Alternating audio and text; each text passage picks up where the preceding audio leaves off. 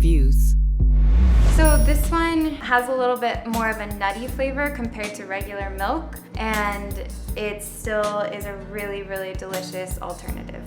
So Malk is my favorite non-dairy almond milk, and it is because it's made with the purest ingredients.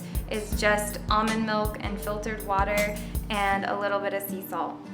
I discovered this brand a couple years ago when I was looking to do a paleo Whole30 type of diet, and I was kind of just cleansing, and I was looking for something that didn't have the added sweeteners in it or thickening agents. And I found this one, and it was the only one that had just pure, simple ingredients to it. I would recommend this for anyone that's following a Whole30, like unprocessed diet, or anyone that is vegan and taking dairy out of their diet.